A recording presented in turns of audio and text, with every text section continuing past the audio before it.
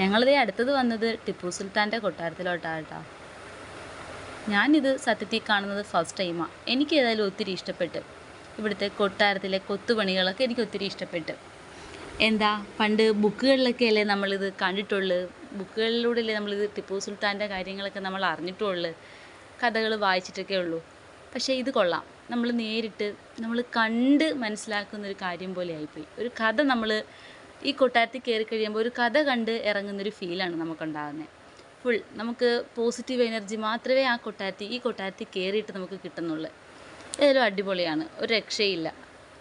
ഞങ്ങൾ പിന്നെ അവിടെയൊക്കെ നടന്ന് എപ്പോഴത്തേയും പോലെ അമ്മയും ഞാനും കുറേ ഫോട്ടോസും വീഡിയോസൊക്കെ എടുക്കുന്നുണ്ടായിരുന്നു.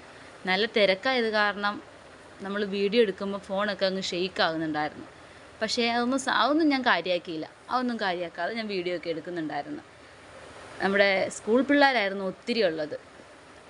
അവരെൻ്റെ കാലിട്ട് ചവിട്ടി, അമ്മയുടെ കാലിട്ട് ചവിട്ടി എല്ലാം. എന്നിട്ടൊന്നും നമ്മൾ കാര്യമാക്കിയില്ല. കാരണം എന്ന് വെച്ചാൽ നമ്മളിത് കാണണം എന്ന് വെച്ച് തന്നെയാണ് നമ്മൾ വന്നത്. അത് കാരണം നമ്മളിത് കണ്ടിട്ടേ പോകത്തുള്ളൂ. പിന്നെ അമ്മയുടെ ഫ്രണ്ട്സൊക്കെ വന്നപ്പോഴത്തേക്കും എല്ലാവരെയും കൂടി ഒരുമിച്ച് കിട്ടിയപ്പം ഒരു ഫോട്ടോയോ വീഡിയോ ഒക്കെ ഞങ്ങൾ അവിടെ നിന്ന് എടുക്കുന്നുണ്ടായിരുന്നു. പിന്നെ പതിയെ അവിടുന്ന് കാഴ്ചകളൊക്കെ കണ്ട് ഞങ്ങൾ ഇറങ്ങി. പിന്നെ അവിടെ നിന്ന് ഞങ്ങൾ ഫ്രണ്ട്സൊക്കെ ആയിട്ട് നിന്ന് കുറേ ഫോട്ടോസൊക്കെ എടുത്ത് ഇതൊക്കെ കാണുമ്പോൾ എനിക്ക് ഒത്തിരി ഇഷ്ടപ്പെട്ട്. എനിക്ക് ധീര സിനിമയൊക്കെ എനിക്ക് ഓർമ്മയൊക്കെ വന്ന്. പിന്നെ അവിടുന്ന് ഞങ്ങൾ ഇറങ്ങി, അടുത്ത കാഴ്ചകൾ കണ്ട് ഞങ്ങൾ ഇറങ്ങി കഴിഞ്ഞിട്ട് നല്ല തിരക്കായിരുന്നു. തിരക്കെന്ന് പറഞ്ഞാൽ നമുക്ക് നമ്മുടെ കാലൊന്ന് കുത്തി നേരെ നിൽക്കാൻ പറ്റത്തില്ല, അത് കണക്ക് തിരക്കായിരുന്നു. പിന്നെ പിള്ളേരല്ലേ, നമ്മൾ പറഞ്ഞിട്ട് കാര്യമില്ല, അവർ സ്കൂളിൽ നിന്നൊക്കെ ട്രിപ്പ് കൊണ്ടുവന്നിരിക്കുന്നതല്ലേ.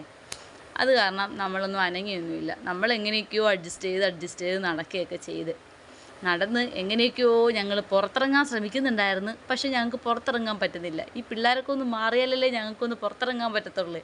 അപ്പം രാജാവിന് വഴിയൊരുക്ക് എന്ന് പറയുന്ന പോലെ വഴിയൊരുക്കാൻ നമുക്ക് അവിടെ ആരുമില്ല. അപ്പം നമ്മൾ തന്നെ ഇറങ്ങണം.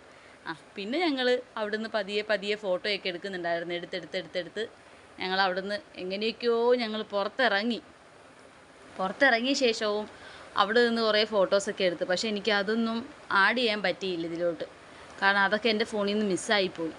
പിന്നെ അവിടുന്ന് ഞങ്ങൾ പെട്ടെന്ന് തന്നെ ബസ്സിലോട്ട് ഞങ്ങൾ കയറുമായിരുന്നു. അങ്ങോട്ട് കയറാൻ നേരത്ത് നമുക്ക് ചെരുപ്പ് നമുക്ക് ഇടാൻ പറ്റത്തില്ലായിരുന്നു. പണ്ട് പറയുമായിരുന്നു ഫോൺ അലൗഡ് അല്ല എന്ന് പറയുമായിരുന്നു. പക്ഷെ ഇപ്പം ഫോൺ നമുക്ക് കുഴപ്പമൊന്നുമില്ല കേട്ടോ. ഫോൺ നമുക്ക് ഉള്ളിൽ കൊണ്ടുപോകാനൊക്കെ പറ്റും.